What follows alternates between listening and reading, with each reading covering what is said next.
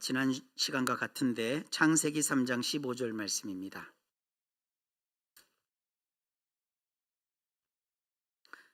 함께 합독합니다. 시작. 내가 너로 여자와 원수가 되게 하고 내 후손도 여자의 후손과 원수가 되게 하리니 여자의 후손은 내 머리를 상하게 할 것이요 너는 그의 발꿈치를 상하게 할 것이니라 하시고. 아멘. 기도합니다. 하나님, 오늘도 말씀하옵소서. 우리 주 예수님의 이름으로 기도하옵나이다. 아멘. 저는 창세기 3장 15절 이 원복음이라고 하는 이 말씀을 가지고 오늘은 성육신이라는 방식으로 성탄절 앞둔 메시지를 준비했습니다. 이 창세기 3장 15절 말씀을 동화처럼 여기는 분들이 많아요. 하나님하고 뱀하고 대화를 하니까 어떻게 신이 뱀하고 대화를 하고 또 거기 여자의 후손 뭐 이런 게 나오니까 이게 뭐 굉장히 이서우화처럼 여기기도 하고, 그래서 이 본문 말씀을 정작 우리 정통 기독교들은 소중히 다루지를 않아요. 근데 한국에 이게 생겼다 없어지고 또 지금 엄청난 그 세력을 가지고 활동하는 이단과 사이비들이 이 창세기 3장 15절을 가지고 한몫들 해요. 옛날 그 통일교도 그렇고요. 또 뭐 여러 그 이단들이 있는데 이 방송으로 나가니까 이단들에 대해서는 제가 뭐 구체적으로 언급을 하지 않겠습니다. 굉장히 중요한 성경 구절이고 이 성경 구절 안에 정말 구약과 신약이 다 들어있거든요. 근데 이렇게 소중한 구절을 우리가 소홀히 하고 자꾸 그 성경에서 잘 몰라도 되는 그런 부분들만 갖다가 뭔가 이렇게 막 예수 믿는 사람들을 몰아가는 그런 추세가 현대 한국 교회의 현실이 되었습니다. 참 불행한 일이죠. 이 성탄을 맞이해서 저는 이 원복음이 담고 있는 이 귀한 말씀을 좀 잘 풀어서 설명해 드리려는 그런 마음에 작정을 했어요. 오늘은 기독교 신앙에서 정말 중요한 부분을 다룹니다. 어떤 유명한 성경학자가 내가 다른 건 다 믿을 수 있는데 두 가지를 못 믿는데요. 하나는 예수님이 죽었다 살아났다는 이 부활을 못 믿고, 또 하나는 처녀가 혼자 아기를 배어서 낳았다는, 이거 동정녀 탄생이라고 하거든요. 영어로는 이제 virgin, 그러니까 처녀가 아기를 낳았다 이런 걸 하면서 동정녀 탄생을 못 믿는다. 두 가지를 못 믿겠대요. 그러면 그럼 뭘 믿느냐 그러니까 뭐 사랑하며 살아라. 뭐 이렇게 좀 예수님이 했던 뭐 여러 가지 뭐 좋은 거 있잖아요. 뭐 황금률, 대접받고자 하는 자는 먼저 남을 대접하라. 이런 건 자기가 믿어도 다른 건 몰라도 이 두 가지는 정말 이해가 안 된다. 그런 그것도 성경 학자가 꽤 영향력 있는 유명한 학자가 그런 소리를 짓거렸어요. 그러다 보니까 뭐 나머지들은 뭐 얼마나 엉터리 같은 얘기가 많습니까? 근데 어떻게 보면 이 기독교 신앙은 동정녀 탄생을 믿느냐 안 믿느냐, 이게 굉장히 중요한 갈림길에 있어요. 그래서 오늘은 동정녀 탄생의 전말을 성경으로 파헤쳐 보려고 합니다. 오늘 내용은 어디서 쉽게 들을 수 없는 메시지입니다. 그래서 귀 기울여 들으시고, 또 이것이 영상으로 또 편집이 돼서 제공되면 반복해서 좀 꼭 들어보시면 하는 그 권면을 드립니다. 예수님은 우리의 그리스도, 메시아라고 지난 시간 말씀드렸어요. 메시아 혹은 그리스도는 세 가지 직분이 합쳐진 그 직분입니다. 왕, 선지자, 제사장. 근데 이 원복음이라는 이 창세기 3장 15절에 예수님의 이 세 가지 직분, 왕으로서, 선지자로서, 제사장으로서, 순서는 중요하지 않아요? 왕으로서, 제사장으로서, 선지자로서, 이 주님이 가진 이 삼중 직분이 창세기 3장 15절 원복음에 녹아 있어요. 이게 여러분 눈에 안 보이실 거라고요. 근데 이 말씀이 이걸 담고 있어요. 먼저 이 창세기 3장 15절에 예수님, 메시아이신 예수님의 그 왕적인 요소, 왕이신 예수님의 모습이 어떻게 드러나느냐. 왕이 뭡니까? 왕은 한 나라와 그 나라에 속한 백성과 영토, 그리고 그 나라가 갖고 있는 주권, 이걸 대표하는 대표성을 갖고 있어요. 그래서 왕이 죽으면 주권이 없어져요. 왕이 권좌에서 이게 내려오면 그 나라는 있으나 마나한 나라가 돼요. 우리가 경험했어요. 대한제국 때 우리는 고종 황제께서 대한제국을 세웠고 순종 황제께서 황제로 등극을 하셨지만, 그러나 이게 외세의 침탈로 인해 가지고 황제의 자리에서 폐위를 당하시잖아요. 왕실이 있고 황제가 있는데 그 권세, 주권을, 왕의 주권을 뺏어버렸어요. 외세가 침탈해서. 그러니까 모든 행정부가 마비가 돼버리잖아요. 우리 대한민국이라는 이 대한제국이라는 그 호칭을 불렀던 우리 한반도가 사라지진 않았어요. 그 자리에 그대로 있었고 백성도 그 자리에 있었어요. 근데 왕이 제 역할을 못하고 왕이 대표성을 뺏기니까 이제 우리나라는 사라져버린 나라가 됐어요. 일본이 침탈을 하고 식민지로 삼아서 지네들 마음대로 했다고요. 세금을 내는 입장에서는 뭐 까짓것 내가 농사 져서 일정한 세금을 뭐 내는 거야 똑같지만, 이게 내 왕이 다스리는 나라의 국가에다가 세금을 내는 거와 저 제국주의 침탈자들의 그들이 말하는 그들의 그 행정부에다가 이 세금을 낸다는 거는 다른 거죠. 하나는 뺏기는 거잖아요. 그러니까 이 깨 있는 분들은 내가 이 힘들어서 번 돈을 왜 저기 제국주의자한테 주냐? 저기 임시정부에다가 내가 자금을 보내겠다 해서 독립자금을 보내주신 거 아니에요? 이런 왕은 대표성을 갖는 거예요. 왕은 시시한 게 아니에요.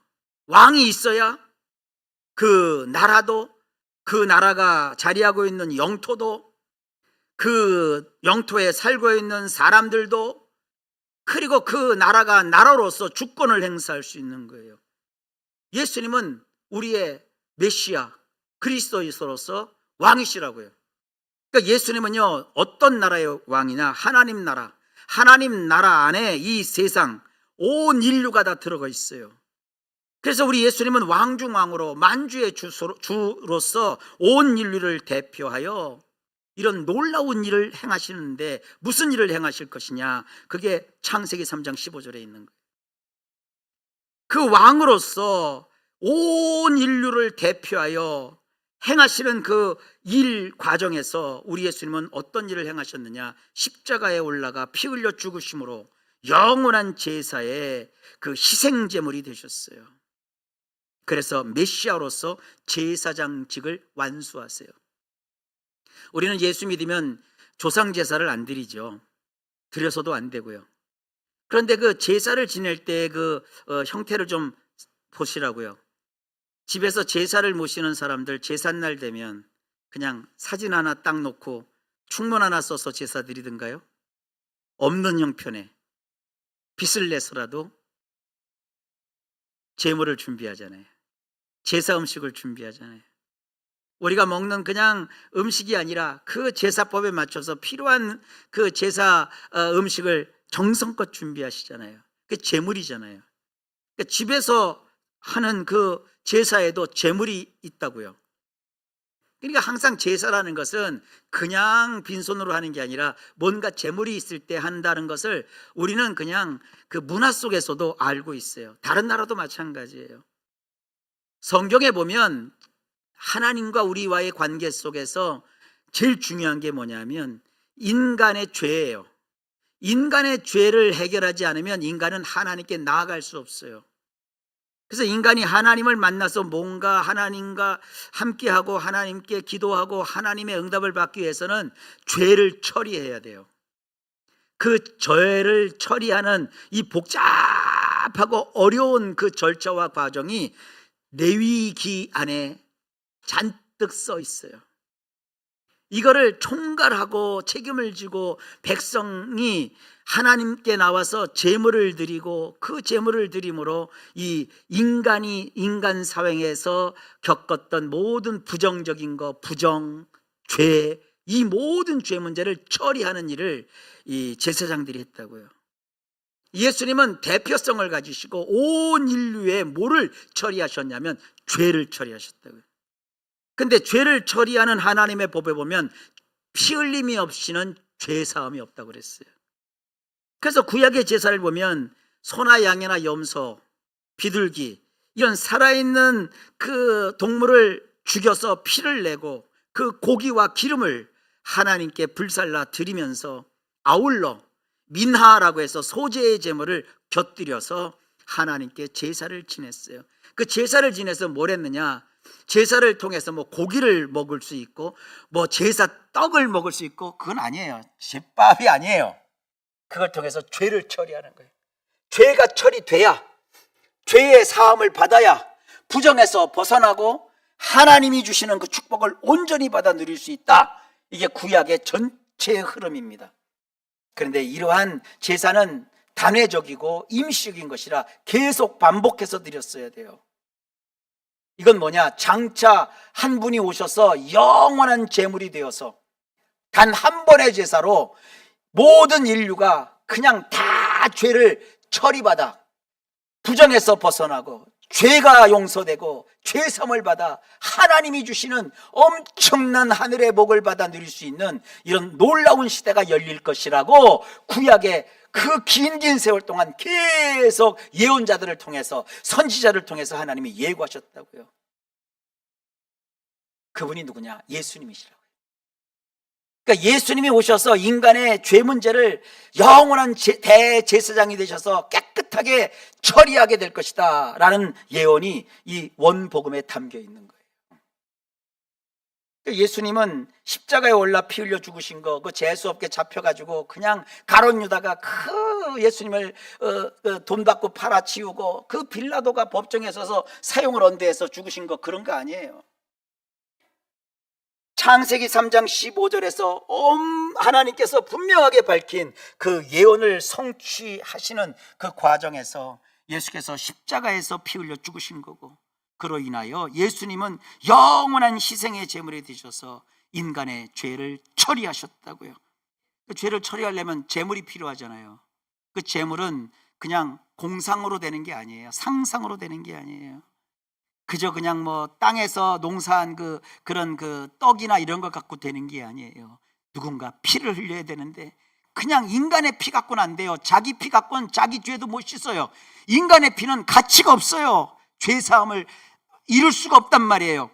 물론 우리는 헌혈을 통해서 그 중환자들, 그 급한 수술을 받는 자들에게 생명을 공급하지만 그건 잠시 잠깐이잖아요. 그것도 혈액형이 안 맞고 뭐가 안 맞으면 수혈을 할 수가 없고 그렇잖아요. 그러니까 피라는 것이 인간의 생명을 살린다는 것을 우리가 수혈을 통해서도 배운다고요. 그러나 모든 인간에게 그 죄 문제를 근원적으로 해결해서 하나님과 인간 사이에 이 통로를 터주는 역할을 하는 그 피가 필요한데, 그 피는 천사가 흘릴 수가 없어요. 천사가 무슨 피가 있어요? 육체가 없는데. 그래서 피를, 정말 정결한 피를 흘릴 그 제물이 필요하다고요. 그러면 하나님이 인간이 되시는 수밖에 없어요.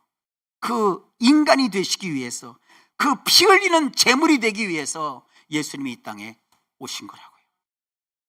그리고 예수님은 선지자이십니다. 선지자는 뭐냐면 하나님의 뜻을 인간에게 전파하여 선지자가 그 전파한 그 메시지대로 그것이 이루어지도록 하는 게 선지자예요. 선지자는 오늘날 목사들과 달라요. 어떤 분들 이거 잘 모르고 목사가 선지자라고 하는 웃기는 말을 하는 사람들이 있어요. 목사는 복음을 전하는, 말씀을 전하는 교사요, 성도들을 돌보는 목자이지, 목사가 선지자 아닙니다. 자기가 선지자인 줄 알고 뭐 세상아 뭐 어떻고 뭐가 어떻고 뭐 회개하라, 그거 다 선지자들이 하는 일인데, 지금 목사들은 그거 하는 거 아니요. 자기 인생이나 잘 살면 돼. 목사는 자기 교회 잘 관리해서 성도들이 행복하게 신앙생활을 하게 하고, 목사는 또 자기 아내와 또 자기 자녀들을 행복하게 인생을 살도록 해줘야 그게 중요한 거지. 뭐 핏대를 올려가면서 세상이 어떻고 저떻고 뭐 세상아 회개하라, 그 목사들이 할 일 아니요. 그건 바깥 사람들이 할 일이요.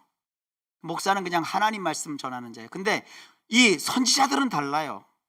선지자들은 물론 그 사무엘이 선지학교에서 선지자를 양성하기도 했지만 선지자들은 신학교 나오지 않았어요. 삶의 현장에서 그때그때 필요할 때 하나님이 그를 불러서 선지자로 세웠어요. 근데 중요한 게 뭐냐면 선지자는 자기가 하나님께 받아서 한 그 말이 그대로 이루어져야 돼요. 그 말한 그 시간, 그 장소, 그 사건이 일어나고 그것이 그대로 적용돼서 이루어져야지, 선지자가 한 말이 이루어지지 않으면 어떻게 했냐? 저 선지자 끌어다가 죽이라고 그랬어요. 어떻게 죽이느냐? 백성들이 돌을 들어서 선지자를 돌로 쳐서 죽였다고요. 이게 선지자는요, 아무나 되는 게 아니에요. 선지자는 자기가 한 말이 그대로 이루어져야 돼요. 그러니까 예레미야는 이걸 알고 내가 정말 이 말씀을 전하고 싶지 않습니다. 근데 내 안에 하나님이 열심을 주셔가지고 말을 하지 않도록, 말을 하고 싶지 않은데 말할 수밖에 없게 하나님이 하셨습니다. 주님 도대체 왜 그러세요 나를? 그래서 예레미야는 그 말씀 그대로 전해놓고 감옥에 갇히는데, 왕궁 그 감옥에 갇히잖아요. 물구덩이 속에 갇히잖아요. 죽을 위기를 얼마나 많이 겪었는데요. 선지자는 그런 거예요. 선지자가 뭐 세상이 어떻고 내가 뭐 꿈을 꿨는데 그거 다 의미 없는 짓이에요. 선지자는 꿈을 꿨든 직접 받았든 뭐를 했든 선지자라는 사람은 한마디를 하면 그대로 이루어지는 게 선지자예요. 이게 지금 오늘날 가능한 겁니까? 오늘날 이런 선지자 직분이 없어요. 괜히 뭐 은혜 받았다고 하고 신령한 걸 깨닫다고 해갖고 여러분 선지자 흉내 내지 마세요. 큰일 납니다. 그거 말했다가 안 되면 죽는 거예요. 특히 이제 선지자적 역할을 하시는 오늘날 은사받은 목사님들이 그래서 참 벌벌벌 떠는 거예요. 목사님들이 여러분 기도할 때 그냥 대충 해주는 거 아닙니다. 금식하기도 하고 잠을 이루지 못할 때도 있고, 저 믿음으로 저가 받아들일 수 있도록 어떻게 내가 이 말씀을 전해야 되느냐. 그래, 은사받아서 사역하는 분들은 여러분 믿음으로 잘 존중하셔야 됩니다. 그러니까 이 선지자는요, 아무나 되는 거 아닙니다. 괜히 아무 데나 가서 머리 뒤밀고 아이고 뭐 기도 한번 받고 돈 내고 무슨 점쟁입니까? 그런 거 아니에요. 목사님들은 목사로서의 삶을 사는 것이 아주 힘들고 어려운 거예요. 근데 우리 교회는 하여간 그 전통처럼 만들 거예요. 우리 교회는 하여간 주의 종들을 정말 존중하고 사랑하고 아끼고 여러분 그렇게 기도해 주는 그런 교회가 좋은 전통이 있기를 주의 이름으로 축복합니다. 하나님의 일을 하는 자들이 다 주의 종들 아닙니까? 직분을 맡은 목사님, 또 강도사님, 전도사님, 또 여러 사역자들 있잖아요. 그래서 여러분들 위해서 기도하면서 하나님의 일을 하는 사람들을 존중히 여기시기를 바랍니다. 그리고 이제 교회 안에서는 정말 교인을 대표하는 우리 장로님들, 또 장로님들을 도와서 교회를 또 잘 이렇게 화목하게 하고 은혜롭게 하는 우리 권사님들, 또 우리 안수 집사님들, 여러 집사님들 서로 우리가 존중하고 사랑해주고 그렇게 하시길 주의 이름으로 축복합니다. 어쨌든 선지자는 하나님의 뜻을 인간에게 전파하고 선지자가 전파한 그 메시지는 반드시 성사가 되고 이루어져야 되는데, 예수님은 하나님이 하신 그 예언의 말씀을 1.1획도 틀림없이 다 성취하셨습니다. 그래서 선지자로서의 임무를 완수하셨어요. 그러니까 이 원복음 창세기 3장 15절 말씀은 예수님이 완벽하게 이루신 거예요. 근데 이 문선명이라는 통일교 교주 죽었지만 그놈은 와가지고 예수가 실패했다는 거예요. 예수가 완수하지 못한 걸 지가 완수한다고 해서 지가 했어요. 그러면 그렇게 나쁜 그 이상한 짓을 하면 이단지들은 죽여야 되는데, 여러분 통일교가 얼마나 돈을 많이 벌었는데 그 교주가 나갔는데도 지금 막 통일교 재산이 어마어마하지 않습니까? 그러니까 여러분들, 저기가 말이야 말씀대로 안 하는 대로 이렇게 돈을 많이 벌고 사람들이 모였으니까 진리가 저기 있구나. 천만의 말씀. 진리는 말씀으로 분별하는 거죠. 눈에 보이는 것 갖고 쫓아가면 안 돼요. 여러분 신앙생활에도 말씀 아닌 것은 따라가면 안 돼요. 거기서 막 기적이 일어나도 그건 아무것도 아니에요. 말씀대로 하는 거예요. 말씀으로 사는 거예요. 왜냐하면 예수님이 그 말씀을 이루신 완벽한 분이시기 때문에. 예수님이 아니라고 한 건 아니에요. 예수님이 옳다고 한 건 그건 옳은 거예요. 그래서 아멘이 그겁니다. 아무렇게나 아멘하는 게 아니잖아요. 이게 예수님이 하신 말씀이다. 그럴 때 우리가 아멘하는 거 아닙니까? 그래서 너희가 아멘하여 하나님께 영광을 돌린다고 하잖아요. 찬양을 하는 사람도 말씀에 터잡은 찬양을 할 때 성도들이 그 찬양 속에 아멘하는 거고, 목사도 자기 생각 전하는 게 아니라 말씀을 전파할 때 성도들이 그 말씀의 은혜를 받고 아멘하는 거고, 그렇게 하나님이 전하시는 말씀 앞에 내 뜻과 합칠 땐 더 기쁘니까 아멘, 그리고 내 생각과 좀 달라도 하나님이 하신 말씀인 게 분명하니까 거기 아멘하면서 아멘으로 살아가는 거예요. 그러니까 아멘으로 사는 성도는요, 하나님께 영광을 돌리게 된대요. 어쨌든 그래서 예수님은 그리스도 메시아이신 겁니다. 이 원복음을 보면 뱀과 여자, 그리고 뱀의 후손과 여자의 후손이 이렇게 원수 관계라고 되어 있어요. 이 뱀과 후손을 보면 이 사탄, 그리고 뱀의 후손은 뭐냐면 다른 게 있는 게 아니라 이 사탄에게 속해 있는 모든 죄와 악의 덩어리예요. 그 죄의 종자들. 그리고 여자와 여자의 후손은 뭐냐면, 여자는 그 하와지만 그 하와인 여성의 후손 가운데 여성 마리아가 나왔잖아요. 근데 여자의 후손이라는 말은요, 그냥 여자가 낳은 자식 이게 아니요. 이 성경의 표현이 그래서 중요한 거예요. 그러니까 원어도 자꾸 살피고 그러는 거예요. 여자의 후손이라는 표현은 아주 독특한 표현이에요. 여자가 낳은 자식 이런 뜻이 아니라 남자 없이, 남자 관계 없이 순수한 처녀가 그냥 아기를 낳았어요. 그게 여자의 후손이에요. 그러니까 이해가 안 되는 거죠. 인간이 어떻게 씨가 없이 자식을 만드나요? 시험관 아기가 있지만 시험관 아기가 그냥 여자 몸에서 뭐 이렇게 DNA 가지고 생명을 만드나요? 시험관 아기여도 똑같은 거예요. 다만 그 과정을, 아기를 잉태하는 과정을 인공적으로 과학자인 의사가 의학적인 접근으로 아기를 그 태에 잉태케 하는 과정이지, 남자 없이 여자 스스로 여자만 가지고 아기를 만들 수는 없어요. 뭐 과학이 더 발달해서 어떻게 될지 모르겠지만 여자의 후손이라는 표현은 아예 남자가 배제된 거예요. 여자 자체의 몸에서 아기가 태어난대요. 이게 이해가 안 되는 거죠. 지금도 이해가 안 되는 거죠. 근데 이런 방식으로 뱀과 사탄과 사탄에게 속한 이 일당, 악의 일당과 여자에게서 나온 그 한 분, 한 씨, 예수님과 원수 관계가 된다는 것이 이 창세기 3장 15절 원복음의 메시지요. 우리는 신약 시대에 와서 그것이 다 이루어진 상태라 이걸 보이지만 구약에서는 이게 안 보여요.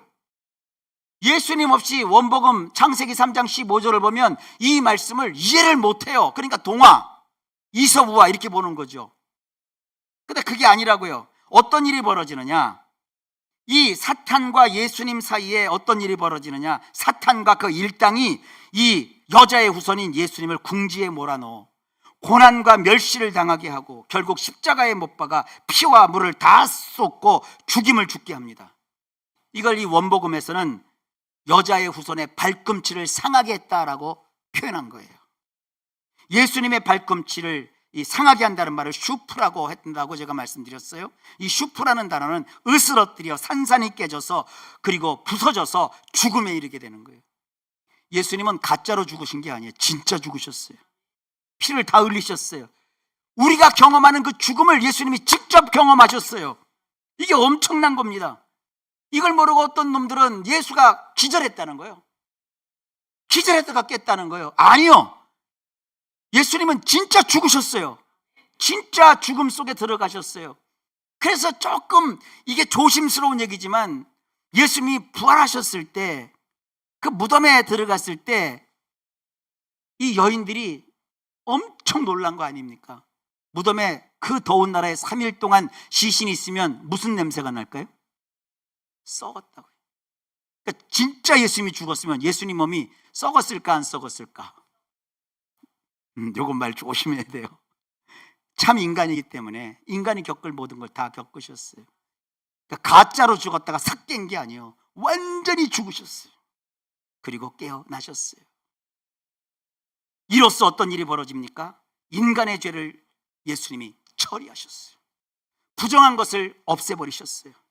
정결하게 해주셨어요. 이게 대제사장의 사역이에요. 히브리서에서는 그런 예수님을 우리의 영원한 제사장이라고 말합니다. 하나님이 인간이 되신 이 성육신의 사건, 예수님이 마리아를 통해 세상에 태어난 이 놀라운 사건에 대해서 히브리서는 이렇게 말합니다. 히브리서 10장 5절입니다. 그러므로 주께서 세상에 임하실 때 이르시되 하나님이 제사와 예물을 원하지 아니하시고 오직 나를 위하여 한 몸을 예비하셨도다. 여러분, 솔직히 크리스마스 때 이 히브리서 10장 5절 갖고 설교하는 분들 봤어요? 제가 방송할 때도 이거 하니까요, 다 처음 듣는데 다. 그 지지난주에도 그 얘기한 거 아니에요. 그리고 어렵대. 아니 그러면 교회는 말이죠, 이런 거 모르면 뭘 들으러 다녀요? 교회 뭐가요? 교회가 뭐 종교 행사하는 데입니까? 교회가 무슨 100일 작정기도 하는 데입니까? 교회가 뭐 밥 먹으러 다니는 데입니까? 교회가 폼나게 뭐 카페 커피 마시러 다니는 데입니까? 교회보다 더 좋은 카페가 얼마나 많은데요. 얼마나 좋은 식당이 많은데요. 얼마나 재미있게 강의를 하는 강사들이 많은데요. 얼마나 근사하게 종교 활동을 하는 종교가 많은데요. 근데 우리는 막 꾸중충한 교회당에 나와갖고 그냥 앉아갖고, 그래도 좀 설교를 좀 짧게 하는 편인데 정말 미국의 그 존 메가더 목사님 교회는 설교가 2시간이요. 미국 사람들 한 3만 명 모여요, 그 교회가. 제가 존 메가더 목사의 그 용감한 아빠도 제가 번역을 했잖아요. 그래서 그 용감 아빠 그 메가더 목사가 어떻게 목회하는가 좀 봤는데, 근데 그 미국 사람들 노는 거 좋아하고 먹는 거 좋아하는 미국 사람들도 그 교회 하면 3시간 2시간 동안 교회 앉아갖고, 그 교회 예배 가면은요, 주일 예배인데 성경 넘길 때 보면 차로 성경 넘기는 소리가 들린대요. 그러니까 우리도 말씀에 깊어져야 돼요. 이런 거 얘기하면 벌써 눈부터 감아. 아유 어렵다. 이런 게 들려야 신앙이 커요. 이런 게 알아야 예수가 누군지를 알고 함부로 말을 안 해요. 여러분, 여기서 주께서 그랬어요. 주께서는 누구를 가리키는 거냐면 예수님을 가리키는 거예요. 우리에게는 예수님 외에 다른 것이 주가 없어요. 근데 예수님 없어도 잘들 살대. 신앙생활 하다가 조금 문제 생기면 예수님을 안 찾고 이상한 데 찾아요. 뭘 보러 다니고 들으러 다니고. 왜 그렇게 하는지 모르겠어요. 예수님 우리의 주님이시라고요. 주님이 뭘 하셨느냐가 중요해요. 뭘 하셨을까요? 주님이 와서 성탄 트리 만드셨을까요? 예수님이 오셔가지고 캐롤송 만드셨을까요? 그건 우리들이 예수님을 기념할 때 만드는 거죠. 예수님이 오셔서 산타 복장 입고 호호호 그러셨을까요? 그거는 성 클레멘트라는 신부님이 아이들에게 그렇게 사랑을 베풀었다는 걸 상징하는 거고, 나중에 코카콜라 회사에서 상업상 그렇게 산타클로스를 만들었는데 산타클로스 할아버지가 원래는 날씬했대요. 근데 그게 별로 안 풀리더래. 그래서 빨간 옷을 입고 수염을 달고 뚱뚱하게 만드니까 그때 사람들이 푸짐하니까 좋은가 봐요. 예수님 그거 하러 오신 거 아니에요. 그게 나쁘다고 얘기한 게 아니에요. 그건 성탄이 만든 문화라고요. 정말 예수님이 오셔서 뭐 한 것이냐, 여기 주께서 임하실 때라고 돼 있죠. 임하셨다는 표현도 엄청난 표현이요. 이게 원문으로 보면 뭐냐면 어떤 이벤트 속으로, 어떤 상태나 지위 속으로 이곳에 있다가 저곳으로 공간을 이동하여 들어가는 것을 뜻해요. 예수님은요, 세상이라는 곳으로 이렇게 하늘에서 이동을 하셨다고요. 이걸 빌립보서에서는 이렇게 표현합니다. 빌립보서 2장 6절로 7절에 그는 근본 하나님의 본체시나 하나님과 동등됨을 취할 것으로 여기지 아니하시고 오히려 자기를 비워 종의 형체를 가지사 사람들과 같이 되셨고, 예수님은 지존하신 하나님의 지위에서, 그 하늘나라에서 오히려 자기를 비워 종의 형체를 가지기 위해서 사람들과 똑같은 육체 속으로 공간 이동을 하셨대요. 예수님은 하늘에서 마리아의 태 속으로 잉태되는 방식으로 이동하셨대요. 이걸 인카네이션, 한자어로 성육신이라고 합니다. 이 성이 거룩할 성이 아니요, 이룰 성자요. 성육신 할 때 육자가요, 이게 고기 육자요. 하나님이 고기로도 오신 거예요. 고기로. 그러니까 고기로 오신 예수님이 너희가 나를 먹으라 그러시잖아요. 그리고 신이라는 것은 몸신이요. 그러니까 예수님은 소나 양이나 염소의 몸으로 온 게 아니라 사람의 몸으로. 사람이 말이죠, 영혼 정신 빼놓으면 고기 덩어리지 뭡니까? 사람이면 다 사람이냐? 사람이 사람다워야 사람이지. 화가 나면 이제 사람이라고 안 해. 인간이면 다 인간이야, 인간이. 인간 다야, 인간이지, 인간아. 그러잖아.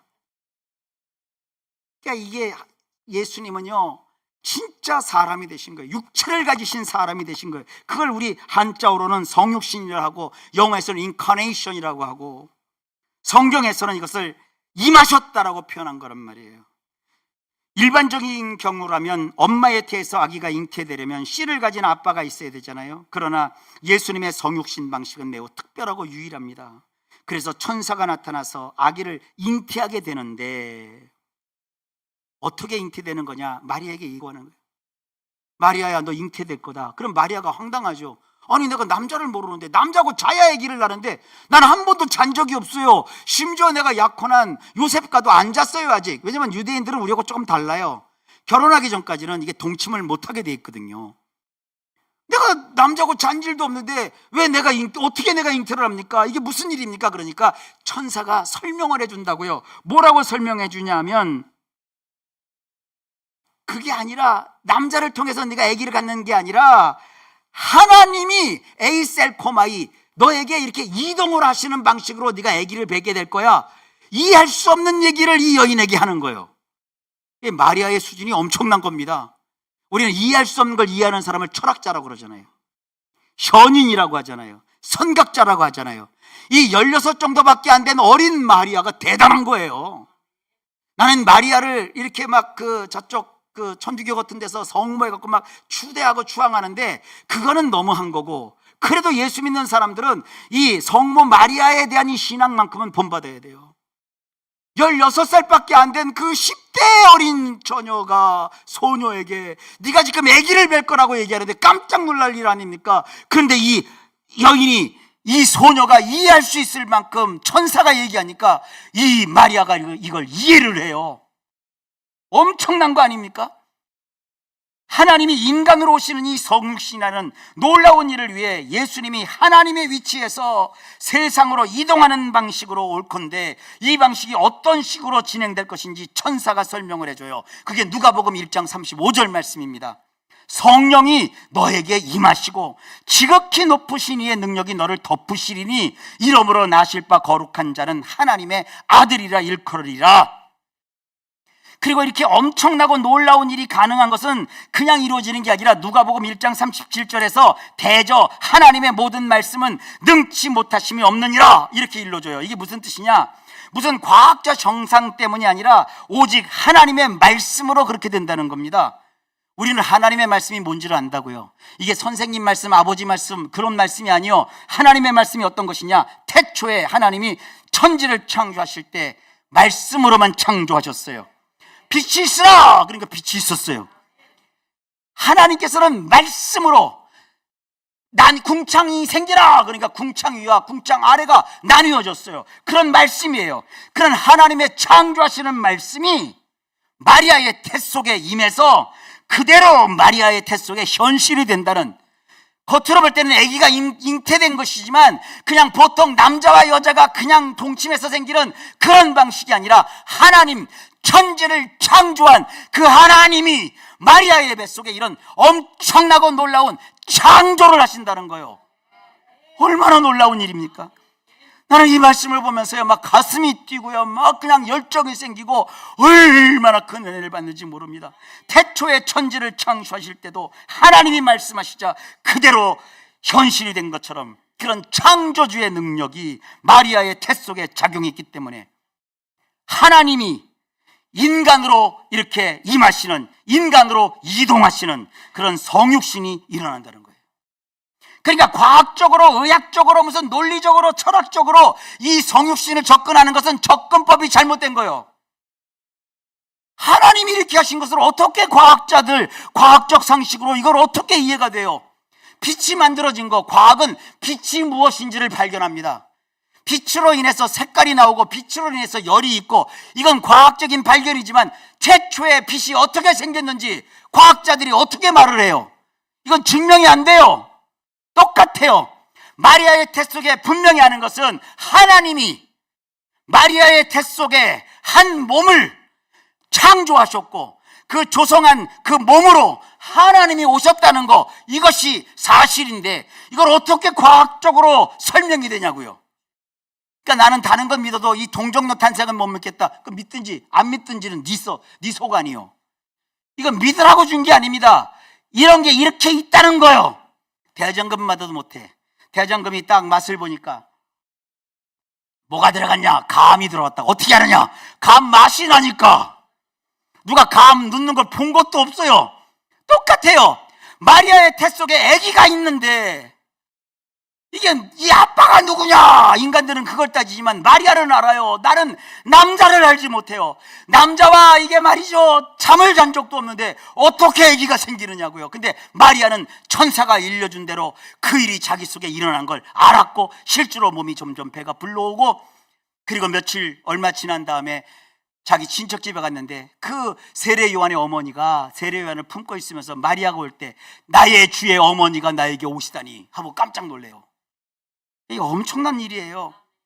이 성육신에 대하여 하신 하나님의 말씀인 이 원복음에 따르면 예수님은 여자의 후손이라고 말씀합니다. 다시 얘기합니다. 여자의 후손이라는 말은요, 남자 없이 아기가 여자 몸 안에서 태어난다 하는 거예요. 이런 여자의 후손으로 예수님이 오십니다. 여러분, 어떻게 남자 없이 여자의 몸으로만 아기가 생길 수 있을까요? 천사가 말해요. 마리아에게 성령이 임하시는 방식으로 그런 일이 가능하다. 우리 번역에서는 주님이 세상에 이동하신 것도 임하다라고 번역을 했고, 성령님이 마리아에게 오신 것도 임하다라고 되어 있는데, 그래서 구분이 안 돼요. 근데 여기서 임하다라고 번역한 단어는 좀 전에 다룬 공간의 이동을 뜻하는 그 에이셀코마이라는 단어가 아니라 다른 단어예요. 이거 굳이 제가 얘기할게요. 에펠코마이라는 단어예요. 여러분 코마이만 들릴 거예요. 에펠코마이는 뭐냐면 강하게 외부에서 힘이 막 작용해가지고 어떤 사람 속으로 막 뚫거나 비집고 들어가는 걸 뜻해요. 성경은 남자와 여자가 아기를 만드는 일반 방식이 아니라 성령께서 에펠코마이, 세상을 창조하신 그 성령님이 직접 그 마리아라는 여자의 몸 안으로 강한 능력으로 뚫고 들어오셔서, 성령은 영이시기 때문에 뚫어도 구멍이 안 나잖아요. 근데 그 여인의 몸속에 들어오셔서 뭔가 창조하는 방식으로 성육신을 가능하게 하신다는 말씀입니다. 그러니까 남자 관계가 없어도 마리아의 몸속에 아기를 잉태하는 일이 벌어졌어요. 성령님은 예수님이 여자의 후손으로 태어난다는 그 원복음의 말씀을 성취하도록 마리아의 몸 안으로 직접 들어가셔서 그 태 속에다가 예수님이 인간으로 태어날 수 있도록 완벽한 한 몸을 마련해 주셨습니다. 이게 성탄이에요. 가브리엘 천사는 이 상황을 가리켜 마리아에게 이렇게 말합니다. 지극히 높으신 이의 능력이 너를 덮으시리니. 이 덮는다는 말도 엄청난 얘기예요. 이거 1시간 해야 될 얘기예요. 이 덮는다는 얘기를 에피스키아조라고 합니다. 이 에피스키아조라는 말을 영어 성경은 그나마 원어의 뜻을 잘 살려보려고 노력하는 적이 있어요. 우린 되게 영어가 좀 짧잖아요. 덮는다 그러면 커버, 이 정도는 알죠? 이 커버라는 단어가 아니에요. 이거는 영어로 보면 overshadow예요. over라는 것은 완전히 이렇게 위로 덮는 거고요. shadow는 그림자예요. 그림자. 그러니까 그림자가 드리우다라고 성경이 표현한 거예요. 그러니까 영어권에서 영어 성경 읽는 사람은 이 가브리엘이 마리아에게 하는 얘기가 그겁니다. 마리아야, 어떻게 그런 일이 하나님이 네 몸속으로 오실 수 있느냐? 그거는 성령이 네 몸을 뚫고 들어와서 이게 그늘막을 치실 거야. 그러니까 마리아도 인간이에요. 자기 몸속에서 일어나는 일이지만 이렇게 그림자가 쳐져 있으니까 그 짙은 오버섀도우 안으로 자기 자궁 속에서 무슨 일이 일어나는지 몰라. 근데 우리는 아기를 배울 때 자궁 속에서 어떤 일이 일어날지 비디오로 보고 다 알잖아요. 근데 그런 방식이 아닌 거예요. 난자와 정자가 이렇게 막 만나서 이렇게 딱 붙어갖고 이게 막 움직여갖고 착상 딱 되고, 우린 그걸 아는데 그것조차도 안 보이게 덮어버리셨어요. 오버섀도우예요. 근데 오버섀도우라는 이 말은 이 에피스키아조라는 그 헬라어로 보면 무슨 뜻이냐면 빛을 발산하는 광원, 그리고 대상물, 그 중간에 뭔가가 끼어들어서 어두컴컴하게 되었다는 뜻이에요. 그러니까 이런 얘기입니다. 마리아야, 성령이 오셔서 네 안에 들어오시거든, 뚫고. 근데 성령께서 네 안에 이렇게 막을 치실 거야. 근데 그 막은 네가 볼 때는 컴컴해서 아무것도 몰라. 네 주변 사람들도 네 안에서 무슨 일이 일어나는지 몰라. 요셉도 몰라. 근데 그 안은 광원, 빛의 근원인 성령께서 환하게 영광의 불빛을 켜놓으신 상태에서 성령께서 뭔가를 막 하시는 거야. 그런 방식으로 네 몸에 한 몸을 준비하시는 거야. 이렇게 가브리엘이 설명해 주고 있어요. 이것은 구약에서 하나님을 묘사한 것과 비교해보면 잘 이해가 됩니다. 출애굽한 이스라엘 백성에게 하나님이 시내산에서 십계명을 주실 때 벌어졌던 장면에 이런 말이 나와요. 출애굽기 20장 21절. 백성은 멀리 서 있고 모세는 하나님이 계신 흑암으로 가까이 가니라. 이게 한국 사람들이 이 말씀을 이해를 못해요. 왜냐하면 한국 사람들은 신학을 짧게 얘기해요. 그래서 흑암은 악이야, 죄야. 그러면 하나님이 흑암에 가까이 나간다니까? 하나님이 흑암 속에 계셔? 하나님이 죄 속에 있어? 이렇게 이상한 소리를 한다고요. 그게 아니요. 까맣고 하얗고 그건 아무 의미가 없어요. 백성이 멀리 서 있어요. 하나님이 모세를 하나님께로 부르시는데 하나님이 계신 곳은 흑암이요. 야, 무슨 얘기입니까? 하나님이 모세와 함께 시내산에서 만날 때 하나님은 빛이시잖아요. 근데 그 빛을 죄인인 인간이 보면 죽어요. 죄인은 하나님을 못 봐요. 그러니까 하나님이 두꺼운 구름으로 하나님과 백성들 사이를 이렇게 쳐요. 그러니까 하나님은 빛 가운데서 모세를 만나시지만 백성들은 모세가 하나님께로 들어간 그것을 보니까 흑암으로 보이는 거예요. 빛이 안 놓이니까. 이게 엄청난 일 아닙니까? 근데 모세가 어두컴한 데서 전등불 켜고 하나님께 말씀 받은 게 아니에요. 하나님이 직접 그 모세와 만나면서 십계명을 주시고 말씀을 주시고 성막을 이렇게 지으라고 밝히 말씀하셨고, 그리고 모세는요 그때 하늘에 펼쳐져서 하나님이 만든 하늘에 있는 하나님이 제작한 성막을 봐요. 놀라운 일 아닙니까? 이걸 우리는 신학 용어가 있어요. 이게요 데오파니라고 해요. 데오파니, 사전을 찾아보면 신의 나타남 이런 식으로 번역을 했었어요. 하나님이 나타나는 것은 빛이지만 그 밖은 어둠이에요. 그런 죄인들은 못 보게 하는 게 아니라 죄인을 보호하는 거예요. 일하시는 하나님을 죄인이 보면 죽어요. 그래서 하나님이 보호하시려고 그렇게 하신 거예요. 그러니까 죄인인 마리아도 예수님 보혈 아니면 안 되잖아요. 그러니까 마리아를 보호하시고, 마리아의 태 속에서 하나님이 예수님을 이렇게 한 몸을 성령님이 직접 만드시는 그 장면 속에서 이 어버시에데오, 에피스키아조, 그늘로 덮어버리신 거예요. 그 안에서 예수님을 만드신 거예요. 놀랍죠? 이런 방식으로 예수님이 오셔서 우리의 구주가 되셨는데 이유가 뭐예요? 나 같은 죄인 살리시려고, 나 같은 죄인 건져 하나님 자녀 삼으시려고 이렇게 정밀하게 아주 정확하게 예수님이 마리아의 몸속에 오셔서 우리를 위한 십자가의 대속물로 죽기 위해서 한 몸을 입으신 성육신 사건이 일어난 거예요. 예수님의 구원은 영원합니다. 예수님의 구원은 완전합니다. 오늘날도 온 천하에 주님이 복음을 전파합니다. 천하 인간에게 다른 이름으로서는 구원을 받을 수 없다고 했습니다. 우리를 구원할 자는 하나님의 아들이신 오직 예수 그리스도 그분 뿐이십니다. 기도합니다. 성육신하여 이 땅에 오신 예수님, 이 성육신손에 담긴 하나님의 말씀 우리가 잘 알고 이해해서 우리에게 오신 예수님이 얼마나 소중한 분이시고 하나님이시라는 것을 절절히 느끼며 체험하며 삶 속에서 실감할 수 있도록 이끌어 주시옵소서. 금년 그래서 성탄절이 더 의미 있게 하여 주시고, 어렵고 힘들게 살더라도 나를 위해 오신 나의 하나님을 생각하며 힘을 얻을 수 있도록 도와 주시옵소서. 나 같은 죄인도 아버지 하나님 멸시치 않고 사랑하신 그 예수님의 마음을 우리도 조금씩 느끼게 하셔서 주변에 정말 미워할 수밖에 없는 그런 사람들조차 우리가 사랑하고 또 어떻게 보면 품을 수 있을 정도로 이렇게 영적으로도 성숙한 삶을 살도록 인도해 주옵소서. 예수님 이름으로 간절히 기도하옵나이다. 아멘.